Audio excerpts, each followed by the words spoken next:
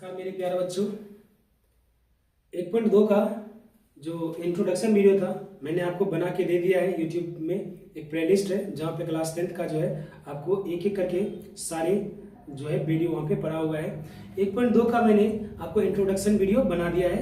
मुझे आशा है कि आप सभी ने उसे जरूर देखा होगा। अगर नहीं देखा है तो जरूर जाकर देख ले, क्योंकि आपको ये चीजें समझना बहुत जरूरी है कि आखिर 1.2 में जो हम पढ़ने वाले हैं उसका हमारे दैनिक जीवन में क्या उपयोग है, हमें क्यों इसे पढ़ना चाहिए। तो मैंने आपको उस इंट्रोडक्शन वीडियो में बता दिया है। मैं आपको एक बात साफ कर देना चाहता हूं कि जो 1.2 है ना बहुत ज्यादा आसान है।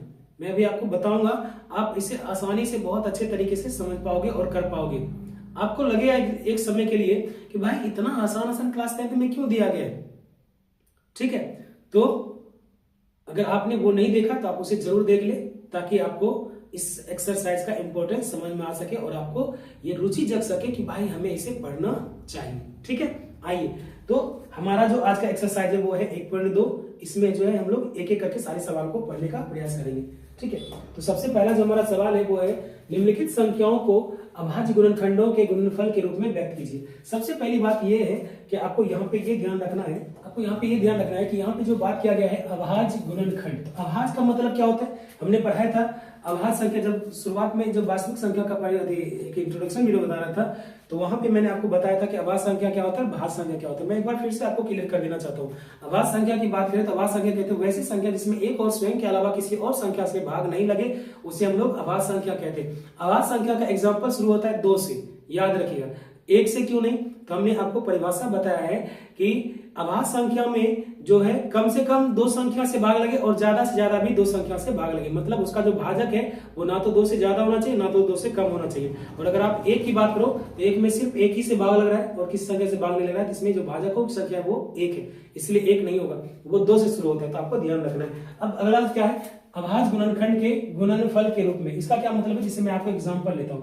जैसे मान लीजिए हमने लिखा है 12 और हमने कहा कि 12 को अभाज्य गुणनखंड के गुणनफल के रूप में व्यक्त करें, तो इसको 2 गुना 6 हम लिख सकते हैं। क्या आप थोड़ा सा सोच के बोलिए, तो आप में से जो बच्चे थोड़ा सा दिमाग समझदार होंगे वो कह देंगे कि सर जी 12 को हम 2 गुना 6 नहीं लिख सकते। क्यों, कारण ये है कि इसे कहा है कि अभाज्य गुणनखंड के रूप में व्यक्त करने के लिए। अभाज्य गुणनखंड के गुणनफल, तो गुणनफल तो है लेकिन ये अभाज्य संख्या नहीं है। 2 हमारा अभाज्य संख्या लेकिन 6 हमारा अभाज्य संख्या नहीं है।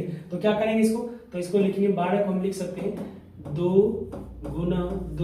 गुना 3। ठीक है, अब ये देखिए 2 ये हमारा अभाज्य संख्या है, ये वाला 2 ये भी हमारा अभाज्य संख्या और ये 3 ये हमारा अभाज्य संख्या है। तो हम 12 को जो है इस तरीके से लिख सकते हैं, ये हमारा अभाज्य गुणनखंड के गुणनफल के रूप में है। अब 12 हमारा भाज्य संख्या है लेकिन ये 2 गुना 3 जो है हमारा अभाज्य संख्या है। और मैंने इंट्रोडक्शन वीडियो में पहले ही बता रखा है कि भाई जो भी भाज्य संख्या है ना उसको अभाज्य संख्या के एक अद्वितीय गुणनखंड के रूप में लिख सकते हैं। जैसे 2 गुना 3 है ना, ये किसी भी स्तर से किसी भी जगह पर किसी भी राज्य में अगर आप 12 का अभाज्य गुणनखंड के गुणनफल के रूप में व्यक्त करने को कहोगे ना तो सब के सब इसी तरीके से उन्हें लिखेंगे।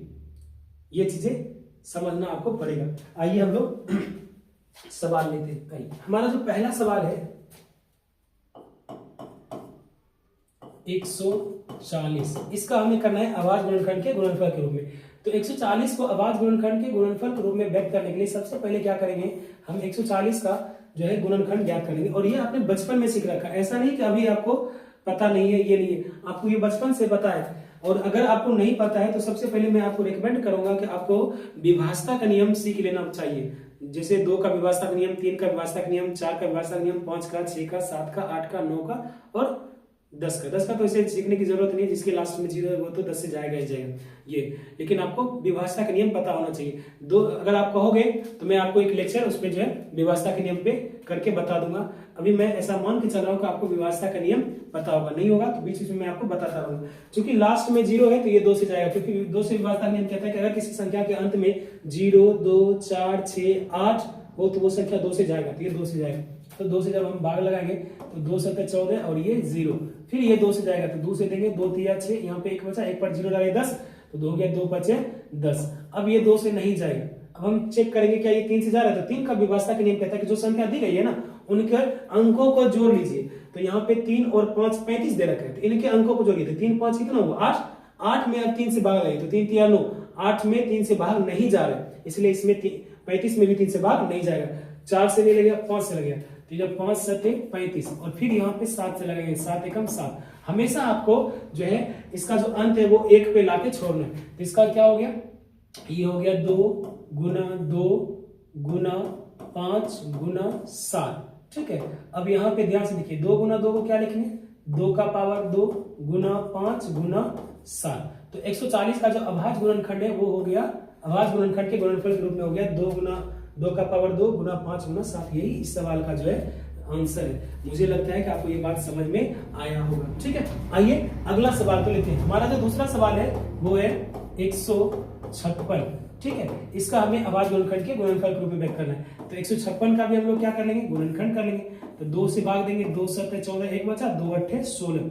फिर 2 से भाग लेंगे, 2 3 6, यहाँ पे 1 बचा, 1 पर 8 डाले 18, 2 9 18। अब ये 2 से नहीं जाएगा, 3 से जाएगा, तो 3 एकम 3, 3 3 9। अब ये सीधे 13 से जाएगा, तो 13 एकम 13। तो क्या हुआ इसका, ये हो गया 2 गुना 2 गुना 3 गुना 13, ठीक है। इसको भी जब हम करेंगे तो 2 गुना 2 को क्या लिख सकते हैं, 2 का पावर 2 गुना 3 गुना 13।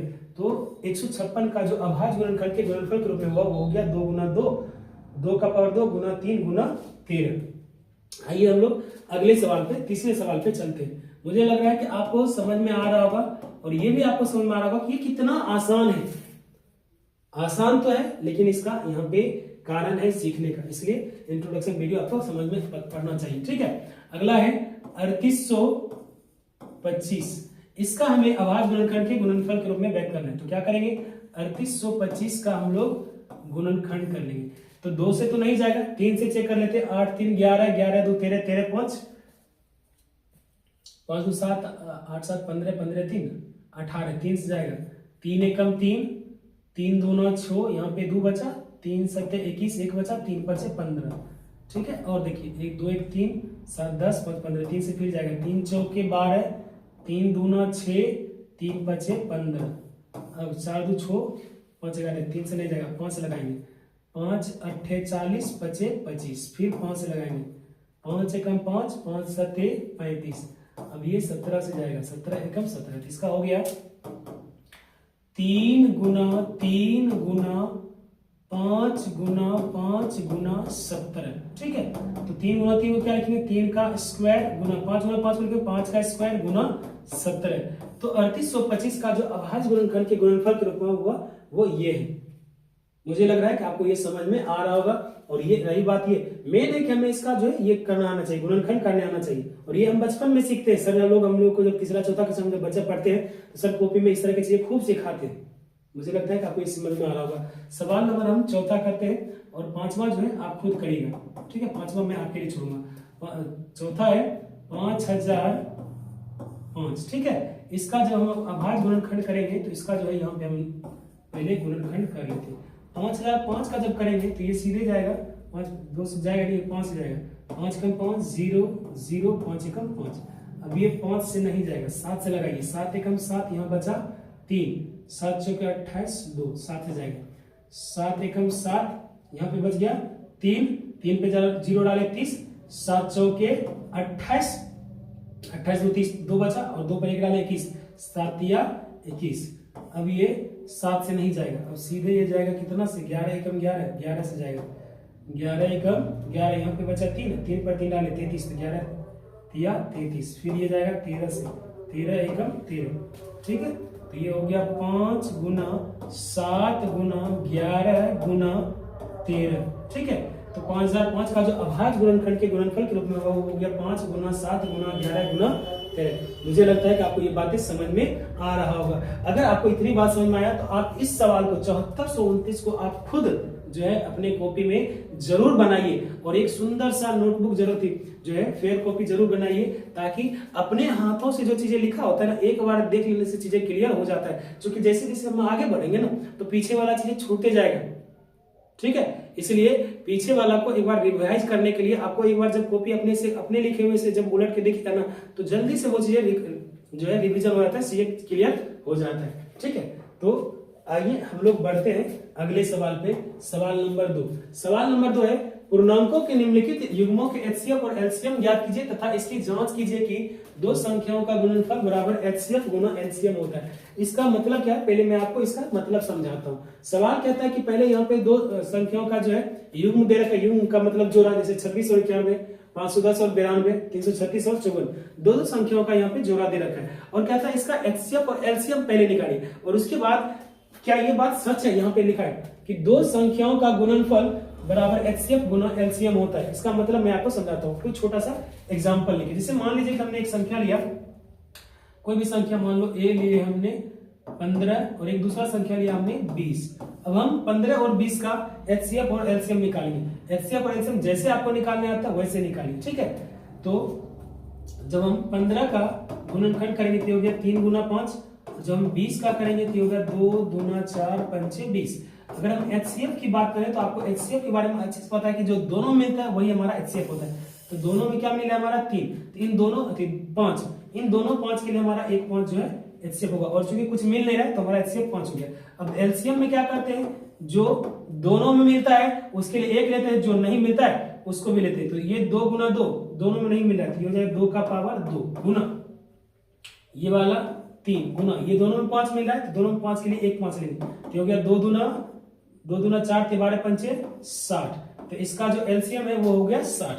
अब हमें क्या करना है कि दो संख्याओं का गुणनफल, मतलब अगर हम पहली संख्या ए माने दूसरी संख्या बी माने तो ये हो जाएगा एचसीएफ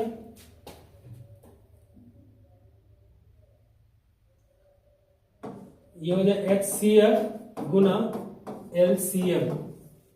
आपको ये बात ध्यान रखना है। तो ए क्या है हमारा 15 गुना बी क्या है 20 बराबर एचसीएफ हमारा है 5 गुना एलसीएम हमारा है 60। अब ये दोनों को गुना करके देखिए तो 15 दूना 30, इस पे एक 0, तो 15 गुना 20 करेंगे तो 300 होगा। इधर गुना करिए 6 पंचे 30 और ये वाला 0। देखिए ये दोनों आपस में बराबर है। यही इसका मतलब है कि दो संख्याओं का गुणनफल बराबर एचसीएफ गुना एलसीएम। मतलब अगर किसी दो संख्या का आप गुणनफल एचसीएफ निकालते हो, एचसीएफ और एलसीएम निकालते हो और आपको ये चेक करना है कि ये जो एचसीएफ और एलसीएम है वो बिल्कुल सही है या गलत है, तो आपको ये कर सकते हो कि दोनों संख्या को गुना करिए और एचसीएफ और एलसीएम गुना कीजिए। अगर ये दोनों बराबर आ गया तो आपका एचसीएफ और एलसीएम सही है, अगर ये दोनों बराबर नहीं है तो आपका एचसीएफ और एलसीएम सही नहीं है। मुझे लगता है कि आपको ये बातें क्लियर हो गया होगा। आइए अब मैं सवाल लेकर के आपको समझाऊंगा। हमारा पहला सवाल है 26 और 91। जब हम इसको सॉल्व करेंगे तो 26 का क्या करेंगे, 26 का हम लोग कर लेंगे गुणनखंड। अभी हमने पिछले सवाल नंबर 1 में किए थे। 2 से देंगे तो ये जाएगा 13 बार में और फिर यहाँ पे 13 से भाग दें तो हो जाएगा 1, तो हो गया 2 गुना 13, ठीक है। फिर 91 को हम लोग गुणनखंड करेंगे। जब 91 को करेंगे तो ये जाएगा 9 1 10, 3 से नहीं जाएगा 7 से, 7 एकम 7, 7 तिया 21, फिर 13 से जाएगा 13 एकम 13, तो ये हो गया 7 गुना 13। अभी मैंने आपको बताया एचसीएफ के लिए क्या करते हैं, जो दोनों में मिलता है तो दोनों में 13 मिल रहा है तो ये एचसीएफ हो गया। इन दोनों में 13 मिल रहा है तो दोनों के लिए जो है एक लेते हैं। दोनों में ये 13 मिल रहा है ये दोनों 13 के लिए एक 13 ले लेंगे और कुछ तो मिल रहा है तो एचसीएफ इसका हो गया 13। अब अगर हम एलसीएम की बात करें तो मैंने आपको पहले एलसीएम बता दिया है कि जो दोनों मिले उसके लिए एक लेंगे, जो नहीं मिले उसको भी लेना। क्या ये 2 मिल रहा है, नहीं मिल रहा है तो ये 2 लेंगे। क्या ये 7 मिल रहा है, नहीं मिल रहा है तो 7 को भी लेंगे। ये दोनों में 13 मिल रहा है तो दोनों में 13 के लिए एक 13 लेंगे। जब इसको हम गुना करेंगे तो 7 गुना 13 7 91 गुना 2 करिए 2 एकम 2 9 गुना 18, ये हो गया 182। तो इसका जो एचसीएफ आया एलसीएम आया वो आया 182। अब हमें ये चेक करना है कि जो हमारा एचसीएफ और एलसीएम है वो सही है या नहीं है। तो हम यहां पे लिखेंगे सत्यापन। सत्यापन में क्या कह रहा है, पहली संख्या गुना दूसरी संख्या बराबर एचसीएफ गुना एलसीएम। क्योंकि यहाँ पे दो संख्याओं का गुणनफल मतलब दो संख्या में एक पहली दूसरी एक दूसरी तो होगा ही ना, इसलिए हम पहली संख्या गुना दूसरी संख्या बराबर एचसीएफ गुना एलसीएम। पहली संख्या हमारा क्या है, पहली संख्या हमारा 26, दूसरी संख्या क्या है हमारा, तो दूसरी संख्या है 91 बराबर एचसीएफ हमारे पास है 13 और एलसीएम है 182। अब ये दोनों को हम गुना करके चेक करेंगे कि हमारा जो बराबर आ रहा है कि नहीं आ रहा है। तो जब हम 91 गुना 26 करेंगे, मैं यहाँ पे करके आपको दिखाता हूँ। 6 एकम 6, 9 छक्के 54, 2 एकम 2, 9 गुना 18, इसको जोड़िए 6 4 2 6 8 5 13 1 1 2, ये हो गया 2366। तो यहाँ पे हमारा हो जाएगा 2366 बराबर। अब इधर इसको गुना कर लेंगे, 182 गुना 13, तो 3 दूना 6, 8 दिया 24 का 4, बाकी 2, 3 एकम 3 2 5, फिर इधर गुना करिए 2 8 1, हो गया 6 4 2 6 8 5 13 1 1 2, ये हो गया 2366। तो अगर आप ध्यान से देखो तो ये दोनों आपस में बराबर है, इसका मतलब है कि हमारा HCF और LCM बिल्कुल सही है। मुझे लगता है कि आपको ये बातें समझ में आ गया होगा।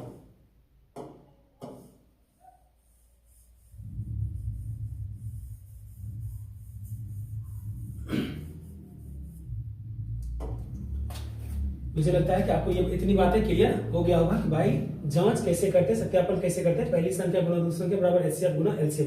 अगर आपका HCF और LCM गलत होगा ना तो ये कभी भी आपस में बराबर नहीं आएगा। आप ट्राई कर सकते हो कोई सवाल एग्जाम्पल लेकर के। अब अगला सवाल पे हम लोग चलते हैं। दूसरा सवाल हमारा है 510 और 92। तो हमें 510 और 92 का जो है HCF और LCM निकालना है और उसके बाद इसका जो है सत्यापन जांच करना है। तो चलिए आइए देखते हैं। 510 का जब हम लोग क्या करेंगे, गुणनखंड करेंगे, तो आइए हम यहाँ पे 510 का गुणनखंड कर देते हैं। तो 2 से जब देंगे भाग तो 2 दूना 4, यहाँ बचा 1 पर 1 डालेंगे 11 हो गया, 2 बचे 10, यहाँ 1 बचा, 1 पर 0 डालेंगे 10, तो 2 बचे 10। अब ये 2 से नहीं जाएगा तो 3 से चेक करते हैं, 5 5 10 2 12 है, तो 3 से ये जाएगा। 3 8 24, यहाँ 1 बचा, 1 पर 5 डालेंगे 15, तो 3 बचे 15, 8 5 13, अब ये 3 से नहीं जाएगा, ये 5 से जाएगा, तो 5 एकम 5, यहाँ बचा 3, 5 7 35, ठीक है।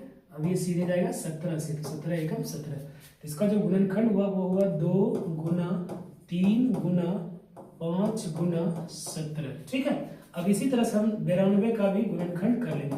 तो 92 का जब गुणनखंड करेंगे तो यहाँ देख लीजिए, ये जाएगा 2 से, 2 चौके 8, 1 बचा, 2 छक्के 12, फिर 2 से भाग देंगे, 2 दूना 4, 2 दिया 6, अब 23 से जाएगा, ये 23 एकम 23, तो ये हो गया 2 गुना 23, ठीक है। इसको एक लाइन हम और लिख सकते हैं, 2 का पावर 2 गुना 23। अब हम जब हमको इसका HCF निकालना हो तो क्या करेंगे, HCF बराबर, मैंने आपको बताया है कि HCF में क्या करते हैं, जो दोनों में मिले और जिसका कम घात हो, मिनिमम घात, उस वो हमारा HCF होता है। देखिए 2 यहाँ भी मिल रहा है, 2 यहाँ भी मिल रहा है, इसका पावर 2 है, इसका पावर 1 है, तो 2 का पावर हम लोग मिनिमम लेंगे, 2 का घात 1 लेंगे, तो 1 लिखने की जरूरत नहीं। और देखिए इन दोनों में अब कुछ और मिल रहा है, 3 यहाँ है, 3 यहाँ इसमें नहीं है, 5 यहाँ है, 5 इसमें नहीं है, 17 यहाँ है, 17 इसमें नहीं है, 23 यहाँ है, 23 इसमें नहीं है, तो इसका जो HCF है वो हमारा 2 ही होगा, ठीक है। अब हम LCM की बात करते हैं। LCM में हमने क्या बोला था कि जो दोनों में मिले और जिसका मैक्सिमम पावर हो वो लेते हैं। तो ये दोनों मिल रहा है, इसका मैक्सिमम पावर जो है 2 है, तो ले लेंगे 2 का पावर 2 गुना, 3 नहीं मिल रहा है तो 3 को भी लेंगे, 5 नहीं मिल रहा है 5 भी लेंगे, 17 नहीं मिल रहा है 17 भी लेंगे, गुना 23 नहीं मिल रहा है 23 भी लेंगे। अब इसको आपस में गुना कर देंगे, 2 दूना 4, 4 दिया 12, 12 पंचे 60, ठीक है। 60 गुना कर लेंगे, छक्के होता है 102, इस पर डाल देंगे 1 0, ठीक है। अब गुना कर देंगे 23 से, तो जब 23 से गुना करेंगे हो जाए 0, 3 दूना 6 0, और 3 एकम 3, फिर 0 से 0, 2 दूना 4 0, 2 एकम 2, 0 6 4 3 2, ठीक है। 23,460, इसका हमारा जो HCF हुआ वो हो गया 23,460, ठीक। इसका HCF करना है कि ये जो हमारा HCF और LCM आया वो बिल्कुल सही है या गलत है, ठीक है। तो जब लिखेंगे यहाँ पे लिखेंगे सत्यापन। सत्यापन में मैंने आपको बताया क्या होता है, पहली संख्या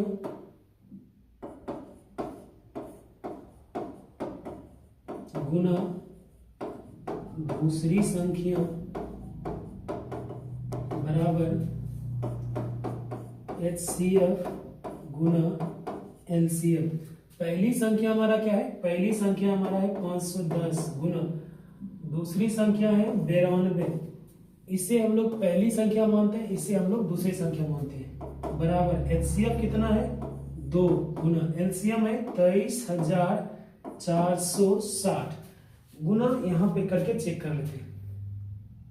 जब हम 510 और 92 को गुना करेंगे तो 510 गुना 92, फिर 0 2 एकम 2 5 गुना 10, 0 9 एकम 9 9 बचे 45, ये हो गया 0 2 9 5 1 6 4 46,920। इस इधर जब गुना किए तो हो गया 46,920 बराबर। इधर इसको जब गुना करेंगे ये हो जाए 0 6 दूना 12 4 दूना 8 1 9 3 दूना 6 2 दूना 4। तो देखिए यहाँ पे दोनों तरफ 46,920 46,920 आ चुका है। मतलब हमारा इसका जो HCF और LCM है वो बिल्कुल। अगले सवाल पर चलते हैं। अगला सवाल हमारा है 336 और 54। हम इसका जब HCF और LCM निकालेंगे तो यहाँ पे क्या करेंगे? यहाँ पे हम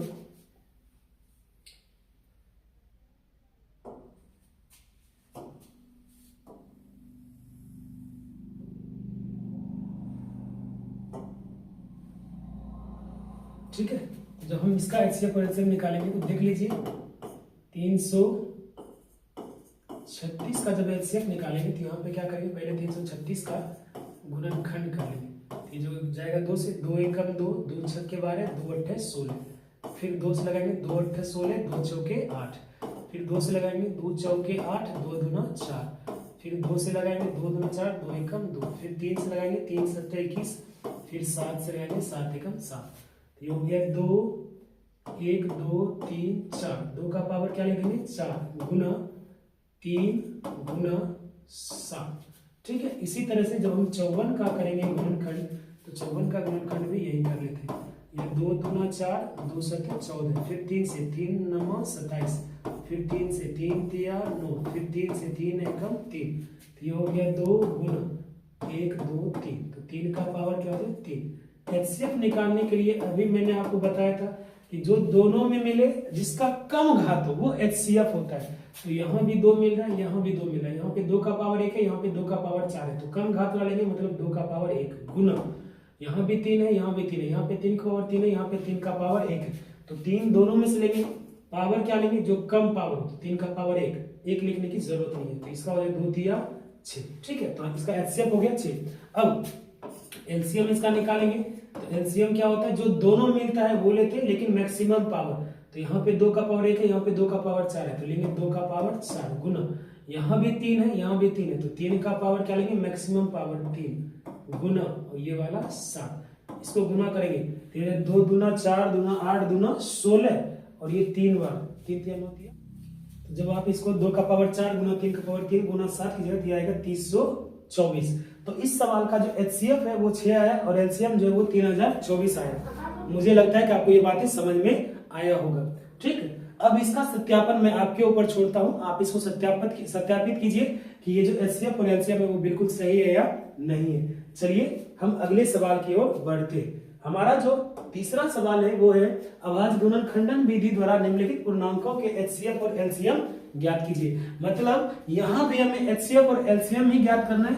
इससे पहले वाला सवाल में 2 संख्या था, यहाँ पे 3 संख्या है, तो बस वैसे ही करना जैसे हम लोग अभी तक करते आ रहे हैं। ठीक है, आइए इसको भी सॉल्व करते हैं। तो सबसे पहले है हमें 12, तो 12 का कर लेंगे गुणनखंड। तो जब 12 से का करेंगे तो 2 छक्के 12, फिर 2 तिया 6, फिर 3 से लगाएंगे 3 एकम 3, तो ये हो गया 2 का पावर 2 गुना 3। ठीक है, इसी तरह से जब हम 15 का करेंगे तो 15 का यहाँ गुणनखंड कर लेंगे, तो 3 से जाएगा 3 5 15, फिर 5 से जाएगा 5 एकम 5, ये हो गया 3 गुना 5। फिर 21 का करेंगे तो 21 का जब गुणनखंड करेंगे तो ये हो जाएगा 21 का यहाँ कर लेते हैं 3 सत्ते 21 और 3 7 7 एकम 7, ये हो गया 3 गुना 7। अब अगर आप ध्यान से देखें तो HCF में मैंने आपको शुरुआत में बता दिया कि जो सब में मिले, और 3 संख्याएं तो हमें ये देखना है कि तीनों में कौन सी संख्या मिल रहा है। तो तीनों में जो है 3 मिल रहा है और कम से कम घात क्या है? तो सब में 1 ही है, तो तो इसका HCF जो है वो 3 हो जाएगा। इसके अलावा तो कुछ मिल नहीं रहा है। अब LCM में क्या करते हैं, LCM में हमें ये ध्यान रखना होता है जो सम में मिले उसका मैक्सिमम पावर लेना है, जो नहीं मिले उसको भी ले लेना है। तो क्या 2 मिल रहा है, 2 नहीं मिल रहा है, तो इसका मैक्सिमम पावर क्या है, 2 का पावर 2, ये ले लेना है।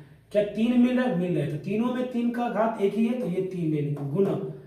क्या 5 मिल रहा है इस समय, नहीं मिल रहा है, तो 5 को भी हम ले लेंगे।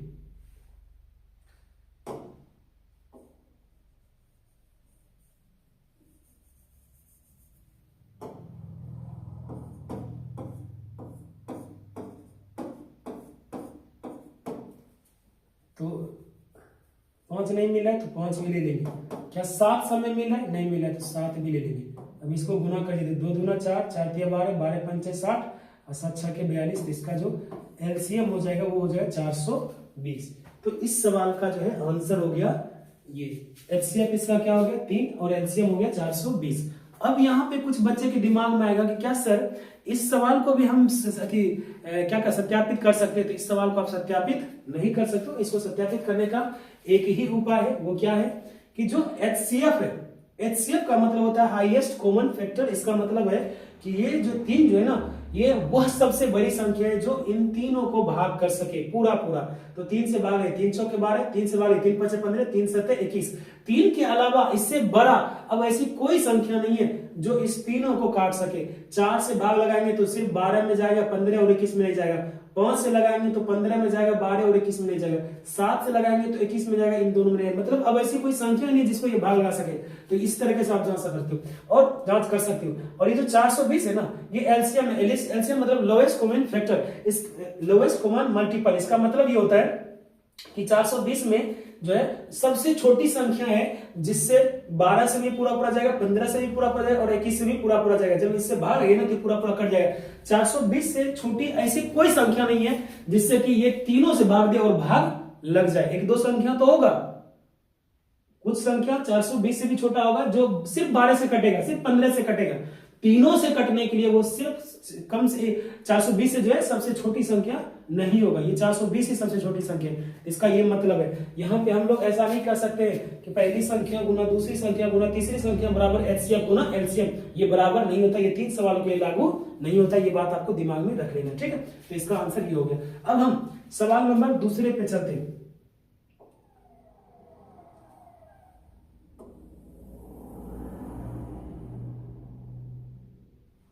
सवाल नंबर अगर हम दूसरा की बात करें तो सवाल दूसरा में क्या है हमारे पास 17। तो 17 को क्या करेंगे इस तरह से लिखेंगे। और आपको अच्छे से पता है कि 17 क्या है हमारा आवाज गुणन आवाज संख्या। तो आवाज संख्या में आपको पता है कि 17 से ही 17 में भाग जाएगा। तो ये हो गया आपका 17। एक दूसरा क्या है 23 है। आपको अच्छे से पता है कि 23 भी हमारा आवाज संख्या ही है। तो 23 से ही सीधा जाएगा, 23 से कम 23। तो ये हो गया 23। और फिर अगर हम बात करें 29 की तो 29 भी आपको अच्छे से पता है कि 29 भी हमारा आवाज संख्या तो सीधे 29 से ही जाएगा। 29 से कम 29, ये 29, ठीक है। अब अगर हम एचसीएफ की बात करें तो एचसीएफ में याद रखिएगा कि अगर कुछ भी कॉमन नहीं मिले तो ऐसे स्थिति में एक तो कॉमन मिलता ही मिलता है। आप देख लीजिए सब में एक तो है ही, इसलिए इसका एचसीएफ हम ले लेंगे 1, ठीक है। और अगर हम बात करें एलसीएम की, कहोगे सर जी इधर क्यों नहीं लिए 1, इधर भी तो सब में 1 मिल रहा है। इधर 1 लेने की इसलिए जरूरत नहीं है क्योंकि जब हम 3 गुना 1 करेंगे तो 3 ही हो जाएगा। 3 तो मिल ही रहा था ना, गुना 1 करेंगे तो 3 ही हो जाएगा, इसलिए 1 लेने की जरूरत नहीं है। लेकिन चूंकि यहाँ पे कुछ मिल नहीं रहा है 1 के अलावा, इसलिए हमें इसका एचसीएफ 1 लेना पड़ेगा। और एलसीएम क्या है, सब में कुछ नहीं मिल रहा है तो ये 17 गुना 23 गुना 29, ठीक है। इसको आप आपस में गुना कर लीजिए। तो मैं आपको गुना करके बताता हूं। 17 गुना 23 गुना 29 बराबर ये हो गया 11,329।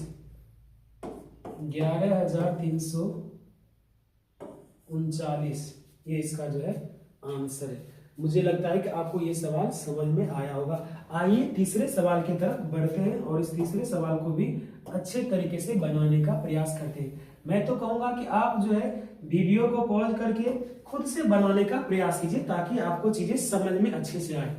आप सिर्फ वीडियो को इसलिए देखिए ताकि आपको जो है सवाल समझ में आ जाए कि हाँ आपने जो बनाया बिल्कुल सही है।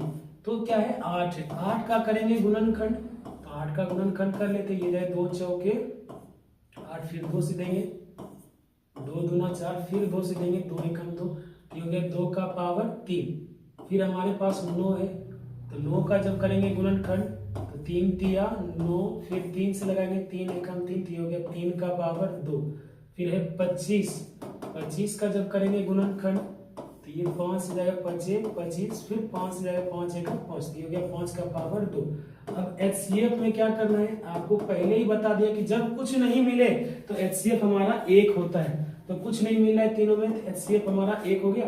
और LCM की बात करें तो LCM क्या हो गया, 2 का पावर 3 गुना 3 का पावर 2 गुना 5 का पावर 2। ठीक है, अब इस सबको गुना करें, ये हो जाए 2 दूना 4 गुना 8, ये 25, तो 25 25 25 अठे 200, 3 तिया 9, 9 दूना 18, इसका जो LCM हो जाए वो हमारा 1800 हो जाएगा। ठीक है, तो इस तरीके से ये तीनों सवाल हमारा क्लियर हो गया होगा। और बढ़ते हैं हम अगले सवाल की ओर। ठीक है, अगला सवाल 4 में है HCF 306,657 बराबर 9 दिया है, LCM 306,657 ज्ञात कीजिए। अब कुछ बच्चे को ये सवाल बड़ा अजीब सा लगता है, जबकि ये सवाल इतना आसान है, ये कई बार 2 नंबर के सवाल में पूछा जा चुका है, 1 नंबर में पूछता है और 2 नंबर में भी पूछा जाता है, और सवाल इतना आसान है कि आप इसको देखते ही सवाल को बनाओगे। तो सवाल में क्या दे रखा है, आप ध्यान से देखिए, ये हमारा पहली संख्या है, ये हमारा दूसरी संख्या है, और इसका जो HCF है वो 9 दे रखा है, हमसे LCM पूछ रहा है। अभी मैं आपको कुछ सवाल सूत्र बता रहा हूं, आप इस सूत्र को पहले बढ़िया से ध्यान से नोट कर लीजिए। अभी आपने पढ़ा था पहली संख्या गुना दूसरी संख्या बराबर HCF गुना LCM। यहां से हम लोग कुछ सूत्र को निकालने का प्रयास करेंगे। सबसे पहले आप ये ध्यान रखिए कि HCF, ये पहली संख्या और दूसरी संख्या आपस में दोस्त है, ऐसे मान लीजिए। और दोस्त क्या होता है, जो हमेशा एक साथ रहता है, एक साथ घूमता है, एक साथ खाता है, एक साथ पीता है। ठीक है, और HCF और LCM दोस्त है, ये बात ध्यान रखें। और ये दोनों दोस्त है, ये दोनों दोस्त है, लेकिन ये दोनों एक दूसरे का दुश्मन है, मतलब ये दोनों इसका दुश्मन है और ये दोनों इसका दुश्मन है। जहां एक दूसरे से कोई मिल जाता है वहीं लड़ाई झगड़ा शुरू हो जाता है। लेकिन ध्यान ये बात रखने वाली बात है कि अगर ये दोनों रहता है साथ में और ये दोनों साथ में रहता है, और जब आपस में एक दूसरे से मुलाकात होता है तो सिर्फ एक दूसरे को देख के, आंख में आंख मिला के, गुस्से से देख के चले जाता है, क्योंकि पता है कि भाई इस यहाँ पे वो भी दोनों है, हम भी दोनों है, तो लड़ाई करेंगे तो दोनों गुस्सा खाएंगे, दोनों का कपार फूटेगा, किसी एक पे ज्यादा मारपीट नहीं होगा, क्योंकि दोनों ताकत में भी बराबर है। इसलिए ये उस समय लड़ाई नहीं करते जब दोनों साथ साथ हो, मतलब ये दोनों भी और वो दोनों भी। और ये लड़ाई तब करता है जब कोई एक नहीं रहे। जैसे कहने का मतलब यह है कि मान लीजिए कि पहली संख्या जो है अपने घर पे था, दूसरी संख्या को कोई काम के वजह से इस HCF और LCM की गली के तरफ जाना पड़ा, और जब ये डर डर के वहां से गुजर रहा था तो अचानक से HCF और LCM का नजर दूसरी संख्या पे पड़ा, और ये पकड़ के, अब आप सोचो कि जब दूसरी संख्या को HCF और LCM पकड़ेगा तो वो क्या करेगा, उसको सिर पे उठाएगा? नहीं, उसको उठा के पटक देगा और ऊपर से ये दोनों चढ़ जाएगा, HCF और LCM। तो हम यहाँ पे क्या समझाना चाहते हैं, समझाना ये चाहते हैं कि जैसे मान लीजिए आपको पहली संख्या निकालना हो तो क्या करना है, HCF गुना LCM बटे दूसरी संख्या। ये मैं आपको समझाना चाहता हूं। आपको याद रखना है कि जो दोनों पार्टनर एक रहे वो हमेशा ऊपर रहेगा, और जो एक रहे, इकलौता रहे, वो नीचे जाएगा। तो यहाँ पे दूसरी संख्या है तो वो नीचे गया, HCF और LCM तो साथ में।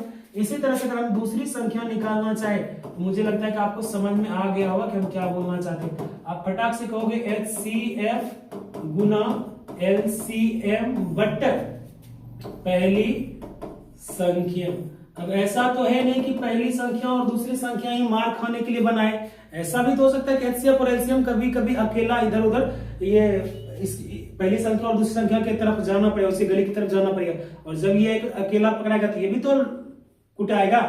तो अगर हमें HCF निकालना हो तो HCF बराबर क्या हो जाएगा, HCF बराबर हो जाएगा पहली संख्या, इस बार जो है पहली संख्या गुना दूसरी संख्या बटे हमारा हो जाएगा एलसीएम। इस बार एलसीएम को उठा रहा है, और अगर हमें एलसीएम निकालना हो, एलसीएम बराबर हो जाएगा पहली संख्या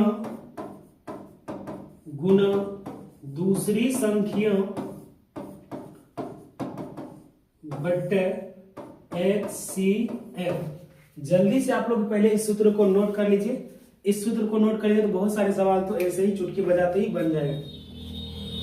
और जब हम ऑफलाइन क्लास में बच्चों को पढ़ाते हैं तो वहां पे जब इस सूत्र को हमें समझाना होता है तो क्या करते हैं, 4 बच्चे को बुलाते हैं। 4 बच्चे को बुला करके एक का नाम HCF, एक का नाम LCM रखते हैं। ये दोनों दोस्त को एक साइड पे रहते हैं, फिर एक को रखते हैं पहली संख्या, दूसरा को रखते हैं दूसरी संख्या। ये दोनों को एक साथ कर लेते हैं। जब दोनों को आमने सामने करते हैं तो दोनों एक दूसरे को आंख गुराड़ के देखता है, एक दूसरे को गुस्से से देखता है, लेकिन दोनों लड़ता नहीं है।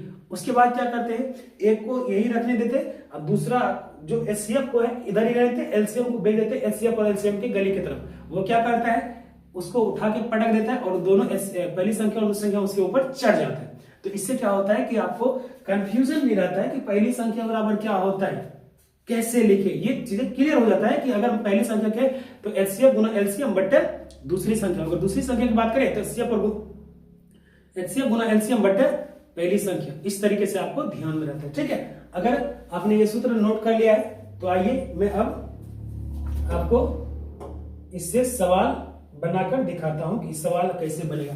तो हमारा जो सवाल है ध्यान दीजिएगा, इसमें क्या दे रखा है, ये पहली संख्या मैंने आपको पहले ही समझा दिया है। पहली संख्या हमारा कितना दे रखा है, तो ये दे रखा है 306। दूसरी संख्या कितना दे रखा है, तो दूसरी संख्या दे रखा है हमारा 657। और क्या दे रखा है, HCF बराबर कितना 9। हमें निकालना है LCM। तो आपको उधर सूत्र नहीं देखना, अब आपको दिमाग लगाना है कि भाई HCF जो LCM के बिना गया है, मतलब ये जरूर कोटाएगा, और कोटाएगा जो वो नीचे जाएगा। तो होगा क्या, पहली संख्या गुना दूसरी संख्या बटे HCF। ठीक है, तो पहली संख्या कितना है 306 गुना दूसरी संख्या है 657 बटे HCF कितना है 9। काट दीजिए, 9 तिया 27, 3 पे छोड़ा 36, 9 चौके 36, तो ये कट गया 34 बार में, ये हो गया 34 गुना 657। अब 657 गुना 34 कर लीजिए, 7 चौक 28 का 8 बाकी 2, 5 चौक 20 2, 22 के 2 बाकी 2, 6 चौक 24, 24 2 26, 3 से कर लीजिए, 7 तिया 21 का 1 बाकी 2, 5 तिया 15 2 17 का 7 बाकी 1, 6 तिया 18 1 19, ये हो गया 8 2 1 3, 7 6 13 का 3 बाकी 1, 9 2 11 1 12 का 2 बाकी 1 1 1 2, ये हो गया 22,338। 22,338। तो ये हमारा LCM हो गया। मुझे लगता है कि आपको ये सवाल भी अच्छे तरीके से समझ में भी आया होगा और आपको सूत्र भी समझ में आया होगा। आइए अगले सवाल की तरफ बढ़ते हैं। हमारा जो अगला सवाल 5वां नंबर का सवाल है वो है, जांच कीजिए कि क्या किसी प्राकृत संख्या n के लिए संख्या छो का पावर, यहाँ पे जो ये लिखा है ना, ये छो n नहीं है, ये है छो का पावर n, ऐसे सवाल में दिया है। आप अपना सवाल मिला लीजिएगा। छो का पावर n अंक 0 पर समाप्त हो सकती है। बहुत सारे बच्चे को तो ये सवाल ही समझ में नहीं आता कि सवाल कह क्या रहे। तो मैं आपको सबसे पहले सवाल समझाता हूं कि इसका मतलब क्या है। n जो है वो एक प्राकृत संख्या, और आपको अच्छे से पता है प्राकृत संख्या क्या होता है। गिनती की संख्या को प्राकृत संख्या कहते हैं, वो शुरू होता है 1 से। ठीक है, 1 2 3 4 5 6 7 अनंत तक गिनते जाइए, ये प्राकृत संख्या होता है। ठीक है, तो कहता है कि प्राकृत संख्या n के लिए क्या संख्या छो का पावर n 0 पर समाप्त हो सकता है। क्योंकि समझ ही नहीं आ रहा तो हम समझाएं, बताएं क्या। जैसे मान लीजिए हमने कहा 2 गुना 5 का पावर n, पूछेंगे कि क्या ये जो संख्या है वो कभी 0 पर समाप्त होगा। 0 पर समाप्त होने का मतलब क्या अंतिम का अंक 0 होगा, तो बिल्कुल होगा। करके देख लीजिए। n का मान रखे 1, तो 2 गुना 5 का पावर 1, n का मान हमने 1 रख लिया, तो 2 बचे 10, 10 का पावर 1 मतलब 10, तो इसके इकाई का अंक देखिए लास्ट में 0 है। फिर 2 गुना 5 अपने जगह पर, इस n की जगह पर इस बार रख लीजिए 2, तो यहाँ पे 2 रखेंगे, 5 दूना 10 का पावर 2, 10 का पावर 2 मतलब 100, इसका भी इकाई 0 है। तो इस सवाल का यही मतलब है कि n का मान आप 1 रखिए, 2 रखिए, 3 रखिए, 4 रखिए, 5 रखिए, क्या किसी भी मान के लिए ये शून्य पर समाप्त होगा? तो आप एक बार चेक कर सकते हैं। मुझे लगता है सवाल आपको समझ में आया होगा कि हम सवाल समझाना क्या चाहते हैं। सबसे पहले तो आपको सवाल को अच्छे से समझना पड़ेगा। सवाल समझ में आ गया तो बात तो खत्म है। अब जैसे मान लीजिए 6, n का मान एक बार 1 रखे तो 6 एकम 6, n का मान जब 2 रखेंगे तो 6 छक के 36, फिर n का मान 3 रखेंगे तो 6 छक 36, छक के 216, फिर n का मान 4 रखेंगे तो इसी तरीके से सबके अंत में 6 आएगा, वो 0 कभी भी नहीं आएगा। ये बात आपको ध्यान में रखना है। तो जब 0 पे नहीं आएगा तो हम इसमें क्या कहेंगे? नहीं, 6 का पावर n शून्य पर कभी भी समाप्त नहीं होगा। लेकिन तरीका क्या होता है लिखने का, तो तरीका भी समझाएंगे और रूल भी समझाएंगे कि हमें कैसे पता करना है कि शून्य पर समाप्त होगा कि नहीं होगा। शून्य पर वही संख्या समाप्त होगा जिसके अभाज्य गुणनखंड में 2 और 5 हो। जिसके अभाज्य गुणनखंड में 2 और 5 नहीं है वो कभी भी शून्य पर समाप्त नहीं होगा। इस बात को दिमाग में डाल लीजिए। ऐसा क्यों? ऐसा इसलिए क्योंकि 2 और 5 को जब आपस में गुणा करते हैं तभी वो शून्य पर समाप्त होता है, वरना शून्य पर कभी समाप्त नहीं होता है। तो इसलिए हम इसका रूल बना लेते हैं। लिखेंगे पहले, देखिए तरीका कैसे लिखेंगे। हल में लिखेंगे, माना a बराबर 6 का पावर n। ये जो हमारा संख्या दे रखा है ना 6 का पावर n, ये 6 n नहीं, 6 का पावर n है, उसको हमने a मान लिया। अब क्या करेंगे, इस 6 का कर लेंगे गुणनखंड, तो ये क्या हो जाए 2 गुना 3 पूरे का पावर n। ठीक है, तो ये n जब दोनों पर डिस्ट्रीब्यूट करेंगे तो ये हो जाए 2 का पावर n गुना 3 का पावर n। अब आपको ध्यान से देखना है, हम आपको अभी बताए थे कि कोई भी संख्या शून्य पर तभी समाप्त होता है जब उसके अभाज्य गुणनखंड में क्या हो, 2 और 5 दोनों। 2 और 5 के अलावा दुनिया का कोई भी अंक है उससे कोई लेना देना नहीं है, लेकिन 2 और 5 होना चाहिए। यहाँ पे आप ध्यान से देखिए 2 तो है लेकिन 5 नहीं है, इसलिए ये शून्य पर समाप्त नहीं होगा। तो लिखेंगे चूंकि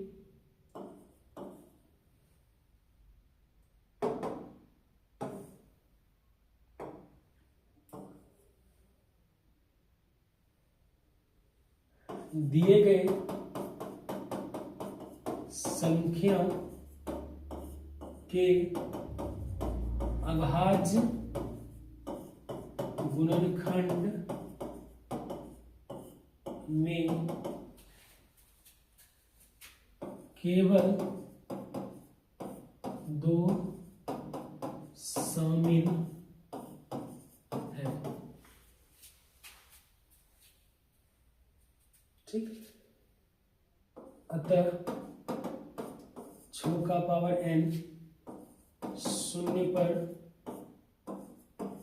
समाप्त नहीं हो सकता है। कारण आपको पता चल गया कि शून्य पर समाप्त होने के लिए जो संख्या दी गई है उसके अभाज्य गुणनखंड में 2 और 5 होना चाहिए। यहाँ पे केवल 2 है, 5 नहीं है, इसलिए ये शून्य 6 का पावर n जो है वो शून्य पर समाप्त नहीं हो सकता है। मुझे लगता है कि ये सवाल भी आपको अच्छे से समझ में आ गया होगा। सवाल नंबर 6 की तरफ बढ़ते हैं। सवाल नंबर 6 है कि व्याख्या कीजिए कि 7 गुना 11 गुना 13 प्लस 13 और 7 गुना 6 गुना 5 गुना 4 गुना 3 गुना 2 गुना 1 प्लस 5 भाज्य संख्या क्यों है। तो सबसे पहले तो ये समझना है कि भाज्य संख्या क्या होता है। मैंने पहले ही परिभाषा लिखा दिया था भाज्य संख्या का।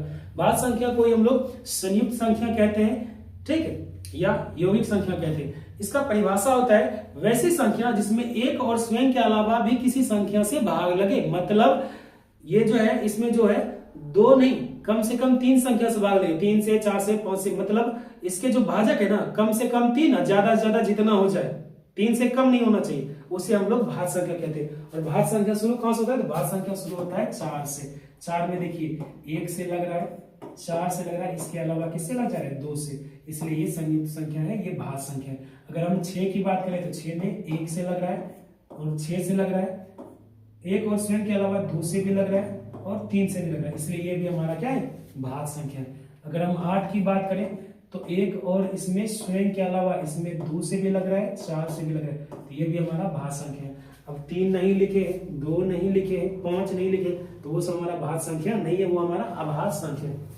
मुझे लगता है कि आपको कॉन्सेप्ट क्लियर हो गया होगा कि भाज्य संख्या क्या होता है। ठीक है, आइए इसके बारे में, इसको बनाना कैसे वो समझेंगे। यहाँ पे दो संख्या है, इसको हम ए मान लेते हैं और ये दूसरा वाला जो पार्ट है उसको बी मान लेते हैं। पहला सवाल मैं क्लियर सॉल्व करता हूँ, दूसरा सवाल आप खुद से कर लीजिएगा। इतना तो आपको करना चाहिए भाई, नहीं करोगे तो फिर छापने का आदत मत डालिए। जितना आप कैलकुलेशन करोगे मैथ में, जितना आप अपना रफ में कॉपी पे लिखोगे, प्रैक्टिस करोगे, उतने अच्छे आपको इसके ऊपर पकड़ बनेगा। और मैथ जो है ना क्लास 10 का बहुत ज्यादा मजेदार है, 100 में 100 नंबर लाना आसान है, बस थोड़ा सा फोकस करके पढ़िए। ठीक है, तो आइए इस सवाल को कैसे बनाना है वो हम लोग सीख लेते हैं। तो हम क्या लिखेंगे, इसको जब सॉल्व करेंगे तो ध्यान दीजिएगा, इसको लिखेंगे, इसको हम मान लेते हैं ए, लिखेंगे माना ए बराबर क्या लिखा है 7 गुना 11 गुना 13 प्लस 13। ठीक है, तो ये दोनों में कॉमन क्या है, देखिए प्लस और माइनस से जो है ना पद अलग अलग हो जाते हैं। तो यहाँ पे 13 कॉमन आ रहे थे, जब 13 कॉमन लेंगे, जब 13 कॉमन लेंगे तो ये हो जाएगा 7 गुना 11 गुना 13 एकम 13, एक बार में प्लस का 13 एकम 13। ठीक, तो ये हो गया 13 इंटू 11 सत्तर 77 गुना 1 तो 77 प्लस 1। ठीक है, तो ये हो गया 13 गुना 77 1 78। अब यहां पे ध्यान दीजिए, ये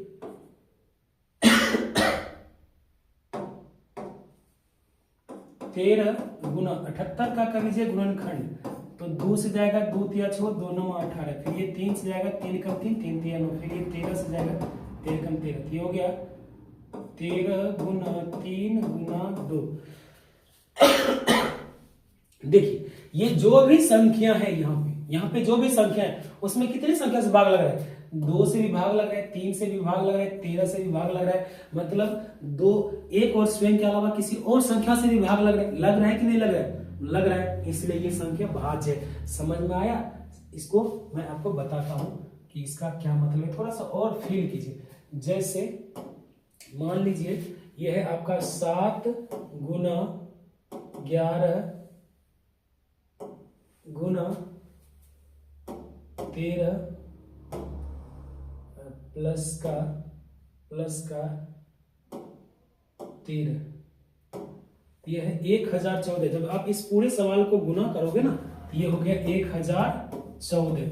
अब इस संख्या में जो है आपको 2 से भी भाग लग रहा है, आपको 3 से भी भाग लग रहा है और 13 से भी भाग लग रहा है, मतलब 1 और 1014, एक और स्वयं के अलावा भी इतने संख्या से भाग लग रहे हैं, इसलिए ये हमारा क्या है, भाज्य संख्या है। और भाज्य संख्या के बारे में अभी मैंने आपको समझाया था, इसलिए लिखेंगे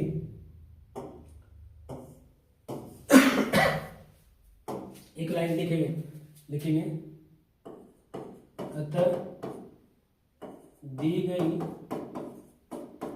संख्या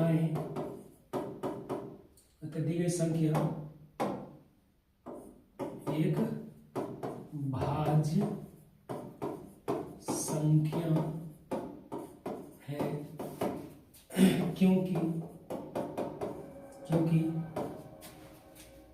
इसमें एक और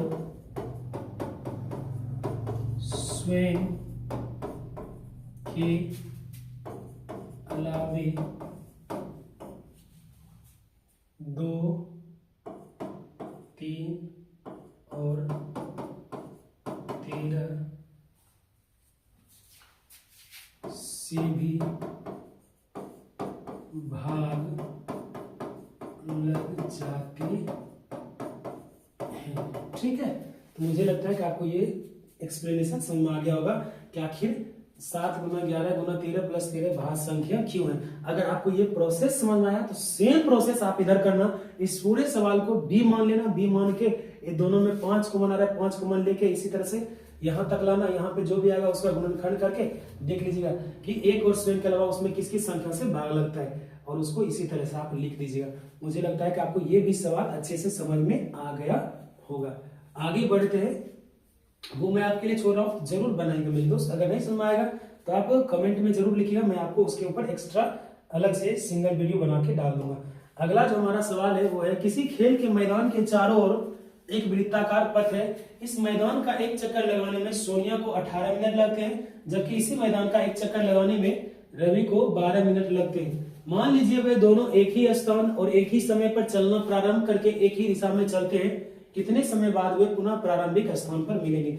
इस तरह का सवाल जब बच्चे देखते हैं ना, तो पहले ही उसका होश उड़ जाता है कि इतना बड़ा सवाल। भाई सबसे पहले आपको एक बात हमेशा याद रखना, दिमाग में डाल लेना, बड़े बड़े टीचर, अच्छे अच्छे टीचर आपको एक ही बात समझाएंगे कि सवाल को पढ़ना, सवाल को अच्छे से समझना ही सवाल का आधा जो है सॉल्यूशन हो जाता है। बिना सवाल को पढ़े, बिना सवाल को समझे अगर आप सवाल बना रहे हैं तो आप गलत डायरेक्शन में जा रहे हैं, और ये डायरेक्शन आप आज ही छोड़िए। कहते हैं जब जागो तभी सवेरा। आपको चीजों को समझना होगा। सवाल को पहले अच्छे तरीके से पढ़िए, पढ़ने के बाद आप फील कीजिए कि भाई सवाल आखिर कह क्या रहा है। अब आपको मैं सवाल को समझाने का प्रयास करता हूँ। सवाल क्या करता है, देखिए आपको अगर इस तरह से, ये हमारा जो 10 साइंस क्लासेस का ये इस तरह से एक चीजें बना हुआ है वृत्ताकार, इसी तरह का एक पथ है, इसी तरह से वृत्ताकार पथ मैं आपको बना के दिखा देता हूं।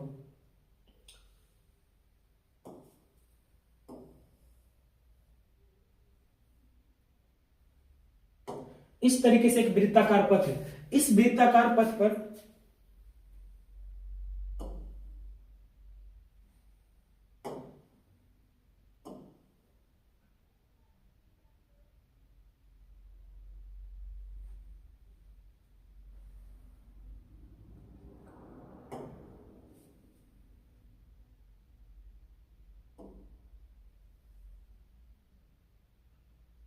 ये मान लीजिए किस तरह से एक वृत्ताकार पथ है। इसी वृत्ताकार पथ पर जो है रवि और सोनिया को जो है चक्कर लगाना है।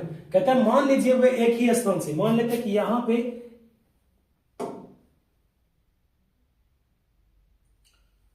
पे इस जगह पर रवि और सोनिया दोनों खड़ा है। इसी यार